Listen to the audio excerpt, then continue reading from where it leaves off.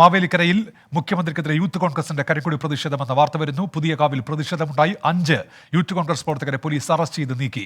മനീഷ് മഹിവാലുണ്ട് ആലപ്പുഴയിൽ നിന്ന്. മനീഷ്, അങ്ങനെ ആലപ്പുഴയിൽ വീണ്ടും പ്രതിഷേധം മുഖ്യമന്ത്രിക്കെതിരെ, പറയൂ.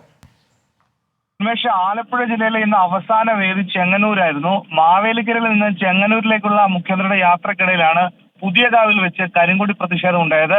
ഏറ്റവും പ്രധാനപ്പെട്ട കാര്യം, ഇന്നും ഇന്നലെയും ജില്ലയിൽ വലിയ പ്രതിഷേധങ്ങൾ നടന്നതിൽ 6ഓളം കരിങ്കൊടി പ്രതിഷേധങ്ങൾ നടന്നതിൽ അതായത് ഈ പ്രതിഷേധക്കാർക്കെതിരെ യാതൊരു തരത്തിലുള്ള അതിക്രമം ഉണ്ടാകാത്ത ഏക പ്രതിഷേധം ഉണ്ടായത് ഇന്ന് ഈ മാവേലിക്കരയിൽ ഉണ്ടായതാണ്. മറ്റെല്ലാ ഇടങ്ങളിലും എപ്പോഴൊക്കെ പ്രതിഷേധിച്ചിട്ടുണ്ട് അവിടെയൊക്കെ ഒന്നെങ്കിൽ പോലീസോ അല്ലെങ്കിൽ മുഖ്യമന്ത്രിയുടെ സുരക്ഷാ ഉദ്യോഗസ്ഥരോ അല്ലെങ്കിൽ പാർട്ടി പ്രവർത്തകരോ ഈ പ്രതിഷേധിച്ചവരെ ആക്രമിച്ച സംഭവങ്ങളാണ് ആലപ്പുഴയിൽ ഇന്നലെയും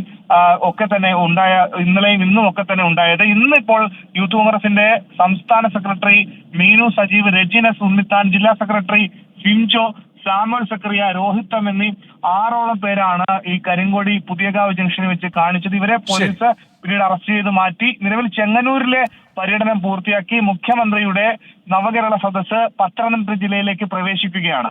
ശരി, പത്തനംതിട്ട ജില്ലയിലേക്ക് പ്രവേശിക്കുന്നു. അവസാന നവകേരള സദസ്സ് വേദിയിലേക്ക് എത്തുമ്പോഴും മുഖ്യമന്ത്രിക്ക് കരിങ്കൊടി പ്രതിഷേധത്തെ നേരിടേണ്ടി വന്നു ആലപ്പുഴയിൽ.